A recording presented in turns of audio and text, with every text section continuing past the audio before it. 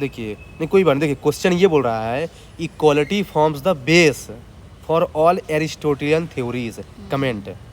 तो देखिए आपको पता है कि अरिस्टोटल जो है ना बहुत सारी थ्योरी के लिए फेमस है, लेकिन उस सब थ्योरी का एक ही पर्पज है उसका, इक्वालिटी। जैसे प्लेटो का क्या पर्पज था, आइडियल स्टेट ना, वैसे ही अरिस्टोटल का एक ही पर्पज है, इक्वालिटी लाना समाज में। ये समझ लीजिए आप। ये बताइए इसका बेस्ट इंट्रोडक्शन क्या ले सकते हैं? एरिस्टोटल की किताब, क्या नाम है उनकी किताब का नाम? किताब का नाम पॉलिटिक्स। पॉलिटिक्स है। पॉलिटिक्स है। हाँ। एरिस्टोटल। और एक तरीका और है कि he is called father of political science. Yes, father of political science. हाँ, तो आप ये भी ले सकते हैं इंट्रोडक्शन में। थोड़ा एक बार ब्रीफ, मुझे थोड़ा इंट्रो, मुझे दिक्कत हो रहा है इसमें। मैं थोड़ा सा एक कवर कर लूँ फिर बताता हूँ आपको अलग से, है ना। फिर ये तो ये हेडिंग क्या डालेंगे इसमें, equality as the base for all Aristotle theory. ये हेडिंग होनी चाहिए आपकी। हमेशा ध्यान रखिए हेडिंग जो है ना हमेशा कहाँ से उठाना है, क्वेश्चन से ही, ताकि उसको पता चले कि हाँ इसने क्वेश्चन को समझ लिया है। अच्छा, मतलब उसका जो क्वेश्चन क्या कहना चाह रहा है, क्वेश्चन का कीवर्ड इससे हेडिंग डालना है, जैसे जीएस में करते हैं। हाँ ये है। मतलब मोस्टली इसमें केवल एक ही हेडिंग पड़ता है। हाँ अब देखिए, अब बताइए इसमें फर्स्ट पैराग्राफ क्या लिखेंगे आप?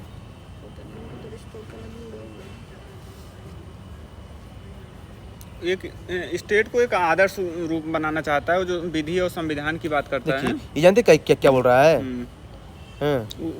क्या जानते क्या बोल रहा है कि फैमिली और मास्टर में डिफरेंस होता है।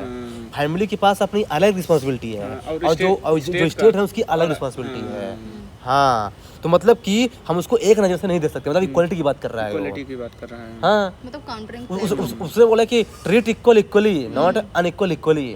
उसने ऐसा बोला एक्चुअली, जो इक्वल उसको इक्वल ट्रीट करो, ऐसा नहीं कि अनइक्वल को इक्वल ट्रीट करो। तो ये बहुत कर रहा है। तो इसकी थ्योरी ऑफ स्टेट वही मतलब एक वो कंसेप्ट है, उसने ऐसा बोला है ये है ना कि जो मास्टर होता है जो फैमिली होती है ना वो दोनों अलग अलग चीज़ है, क्योंकि दोनों की ड्यूटी अलग अलग है। फादर उसने बोला है सिटीजनशिप में, जानते क्या बोला है सिटीजनशिप में? थ्योरी को ऐसे वैलिडेट कर देना। हाँ थ्योरी का नाम लिख के हाँ आर्गुमेंट कि देंगे। हाँ फर्स्ट थ्योरी ऑफ स्टेट, फिर सेकंड थ्योरी ऑफ सिटीजनशिप। उसने ऐसा बोला है कि वीमेन, चिल्ड्रेन और स्लेव को सिटीजनशिप अलाउ नहीं किया। जानते क्यों ऐसा बोला है? They are not intellectual, reasoning नहीं है, दे आर मेंटली वीक। हाँ इसलिए ये सिमिलरली थ्योरी ऑफ इक्वालिटी में है। उसने बोला है कि treat equally and treat unequal unequally, which is directly connected with the theory of slavery, which justifies slavery। देखा है इसीलिए प्लेटो को अरिस्टोटल को क्रिटिसाइज किया जाता है क्योंकि से स्लेवरी को जस्टिफाई किया इसी के बेस पे। बोला कि नेचुरल है, वो नेचुरल है, स्लेवरी होनी चाहिए। हाँ तो यहाँ पे ये थोड़ा सा ये है। हाँ फिर थ्योरी ऑफ जस्टिस मिस नहीं बोला है, कहते कहे जो जितना हार्म किया है ना उसको उतने नुकसान पहुंचाओ। मतलब जो थ्योरी मतलब प्रोपोर्शनल। हाँ reward a person in proportion of its contribution to society. हाँ तो ये थ्योरी ऑफ जस्टिस हो गया। देख रहे हैं ना हर चीज को उठा रहा हूँ, क्योंकि लिखा है ना कि ऑल थ्योरी, लिखा है ना ऑल थ्योरी। फिर सिमिलरली एक बात बताइए, आर्गुमेंट देके आप कैसे इसको कनेक्ट कर रहे हैं कि इक्वालिटी बेस है? देखिए similarly in theory of property he held that property is a part of men's personality and he pointed out that rule of law is above the rule of persons giving sense of equality. ऐसे में relate कर रहा हूँ। हाँ तो देखिए प्लेटो क्या बोलता है कि philosopher king is above the law, लेकिन ये बोले कि नहीं law is above the person. तो मतलब क्या बोल रहा है, इक्वालिटी की बात कर रहा है। ऐसे मैं रिलेट कर रहा हूँ, ये थ्योरी ऑफ प्रॉपर्टी की बात करता है ऐसा। फिर देखिए थ्योरी ऑफ रिवोल्यूशन में क्या बात करता है ये, कहते कहें the most common cause behind revolution is what है, फीलिंग ऑफ इनइक्वालिटी। तो देखिए फिर से इक्वालिटी आ गई ना। ये बोला है कि थोड़ा सा भी जहाँ इनइक्वालिटी होगी ना रिवोल्यूशन हो ही जाएगा। बोला डायरेक्ट। मतलब इट्स लाइक कि जैसे कार्ल मार्क्स ने कहा कि ब्लडी रिवोल्यूशन की बात करता है ना, ये बोलता है कॉन्स्टिट्यूशनल रिवोल्यूशन की। हाँ बात है जैसे जहाँ निरंकुश है वहाँ पर, जैसे इंडिया में खुद ही हुआ है भाई। अंग्रेज आए थे तो वहाँ पर एक संवैधानिक रिवोल्यूशन नहीं हुआ, डेमोक्रेसी नहीं हुआ। वही चीज एग्जांपल डाल सकते हैं।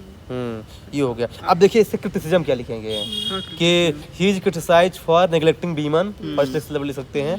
और सेकंड सकते हैं क्या, ही हैज स्लेवरी 2 पॉइंट कर सकते हैं, क्योंकि उन्होंने स्टेट को और जो कुछ स्पेशलाइज्ड पर्सन को ही वो दिया है ये। अब देख कंटेम्पररी रिलेवेंसी में क्या लिखेंगे, इसको बताइए। लिखना पड़ेगा हर क्वेश्चन जस्टिस में। जस्टिस कि आज के टाइम पे जो रिवोल्यूशन हो रहा है कि सेपरेटिज्म की डिमांड हो रही है, किसके कारण है? इनइक्वालिटी के कारण। तो इस कारण से इनका स्टैंड क्या होता है? रेलेवेंट हो जाता है। जो क्या बोल रहे हैं कि everywhere inequality is a cause of revolution. तो बोले कि जो इनइक्वालिटी है ना वही मैनेज है ना, तो कितना रेलेवेंट है, ऐसा लिख सकते हैं सिंपल सी, है ना। अब देखिए कंक्लूजन में क्या लिखेंगे? क्रिटिक्स अच्छा हो तो गया, क्रिटिक्स में लिखा? हम ऐसे लिखेंगे तो इसको कि जो आज के डेट में जो समानता का विचार है, हम्म, हम कहीं ना कहीं उसको अरिस्टोटल से प्रेरित है वो उनका।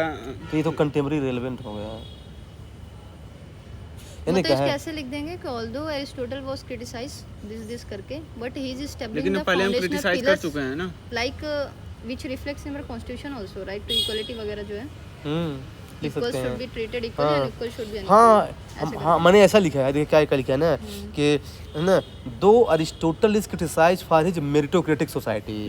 तो बोला है कि जो मास्टर होगा वो मास्टर बनेगा। बनेगा, हाँ, तो मेरिटोक्रेटिक, लेकिन फिर भी जो उसका जो वैल्यू था ना, पर्पस था ना, to create a foundational justice, हाँ, फाउंडेशनल जस्टिस। जस्टिस क्रिएट करना, जो कि हमारे कॉन्स्टिट्यूशन और प्रेमबल में रिफ्लेक्ट होता है। ऐसे आप लिंक कर सकते हैं, बस हो गया, देख लीजिए। तो देखिए क्या है ना कि देखिए कैसे जो है ना आराम से जो है ना आप जो है ना आंसर लिख सकते हैं। इसमें देखिए मेरे को अच्छा मार्क्स दिया था सुना है इसने, 20 में से 11.5 मार्क्स दिया था उसने। भाई मैंने सुना इसमें चेक करवा चुका है, सब लिख चुका है मैंने पिछले साल।